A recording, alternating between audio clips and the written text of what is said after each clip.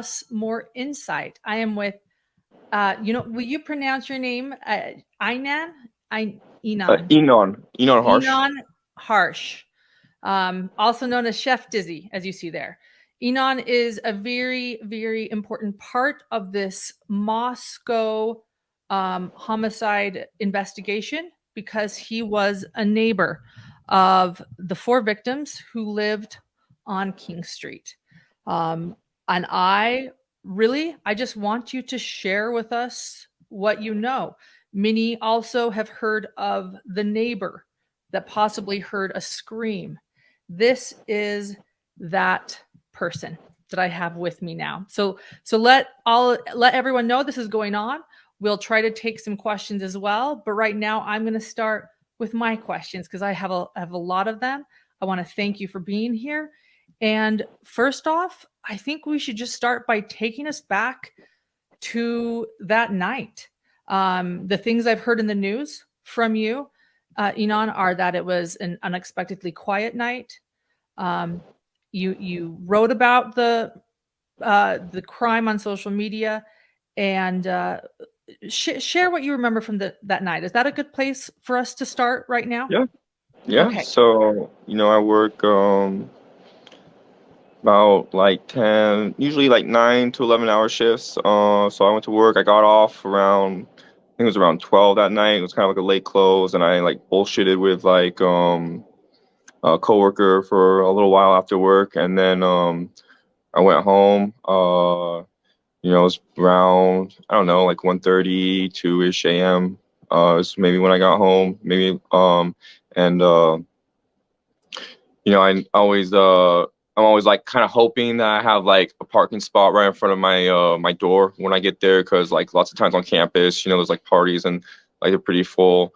And so like this time I noticed that like, I don't know, it wasn't really any cars as usual. I was like, cool, I'm gonna get a nice spot right in front. And there was I did, and I saw like this sort of like kind of like decked out like luxury, like I thought it was black SUV, maybe like a Beamer or something, and it had like rims, tinted windows, and I was like, oh, that's like a pretty cool car. And then like coming out, like I noticed some like plates from like Arizona, I want to say, or Montana. There's kind of like it's like I'm always like kind of curious what kind of like different plates are like around and stuff, because usually you just see like Idaho, especially in like my parking lot. And so like I came in, and it was like surprisingly like pretty empty that night. Like none of the houses and like that on those like 2 streets were having parties, which was like kind of unusual.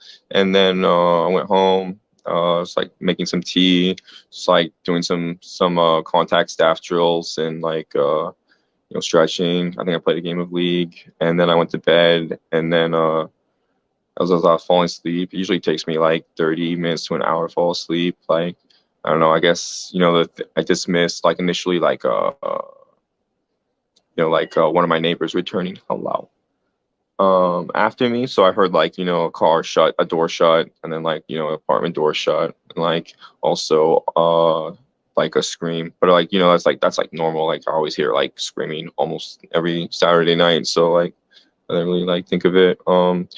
And so, but like, yeah, just looking back, I was like, I wonder if like, that wasn't just like some drunk dude like screaming, like it's actually like the murder.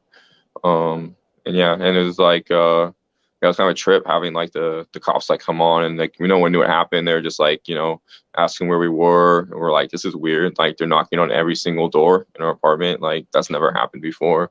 And then like I went inside and looked on the news, and it was like 4 people stabbed to death. I was like, it's like right across the street. It was like, holy shit.